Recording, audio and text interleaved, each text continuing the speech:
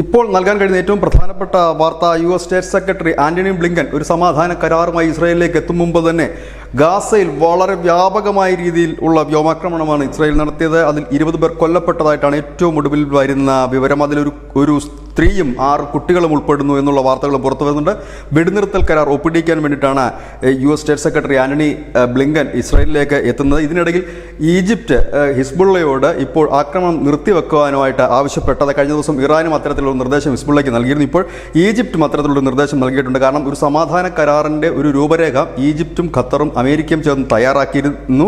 ഇതിൽ ഒപ്പിടിക്കുക എന്നുള്ളതാണ്. പക്ഷേ ഇപ്പോൾ നിലവിലത്തെ സാഹചര്യം വളരെ രൂക്ഷമായ ഒരു യുദ്ധത്തിലേക്ക് തന്നെ നീങ്ങുന്നു എന്നുള്ളത് തന്നെയാണ്. കാരണം ഹമാസ് ഇതിനോട് സഹകരിക്കില്ല എന്നവർ പരസ്യമായി തന്നെ വ്യക്തമാക്കി കഴിഞ്ഞിരിക്കുന്നു ഈ സാഹചര്യം. കാരണം ഗാസയിൽ നിന്ന് വെടിനിർത്തുക, പതുക്കെ പിന്മാറുക തുടങ്ങിയ ആവശ്യങ്ങളാണ് പ്രധാനമായി ഹമാസ് മുന്നിട്ട് വെക്കുന്നതെങ്കിൽ ഇന്ന് ഗാസയിലുടനീളം ഇസ്രായേലിൻ്റെ കനത്ത ഒരു സംഹാര താണ്ഡവമെന്ന് പറയേണ്ടി വരും. അതേ രീതിയിലുള്ള ഒരു ആക്രമണ പരമ്പര തന്നെയാണ് ഇസ്രായേൽ നടത്തിയിരിക്കുന്നത്.